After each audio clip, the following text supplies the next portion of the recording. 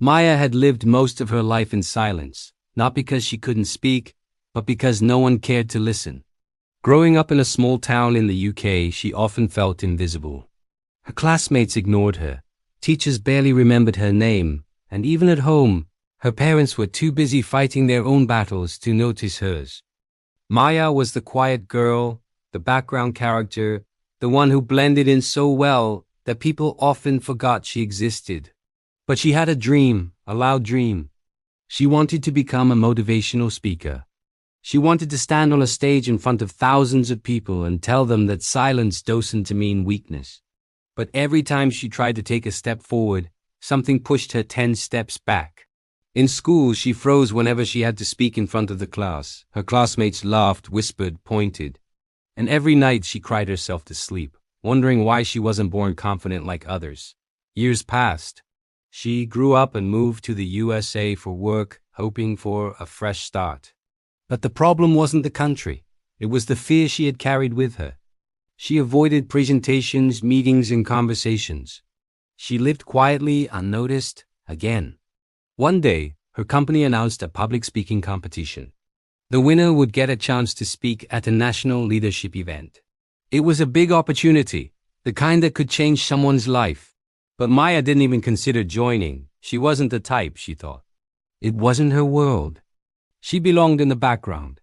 That evening, she called her grandmother back in the UK. Her grandmother was the only person who ever understood her silence. Maya, she said gently, the world can only ignore you if you keep agreeing to be invisible.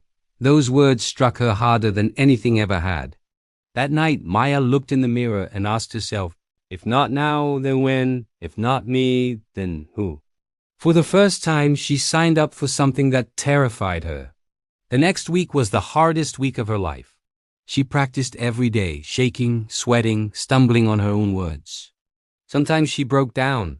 Sometimes she felt strong. But she didn't stop, not this time. The day of the competition came. Her legs trembled as she walked onto the stage. The bright lights blinded her. She could hear whispers from the crowd, the same kind she had heard her whole life. And then she remembered her grandmother's voice. Don't stay invisible. Maya took a deep breath and began. She didn't give the most perfect speech. She didn't sound like a professional speaker. Her voice cracked. She paused too long. Her hands shook. But she spoke from her heart. Every word was real. She talked about fear, about feeling invisible, about wanting to be heard for once in her life, about choosing courage even when your voice shakes. When she finished, the entire hall stood up. People clapped, some with tears in their eyes. Maya had not given the best speech, but she had given the most honest one. And that's why she won. Months later, she stood on a huge stage at a national leadership event.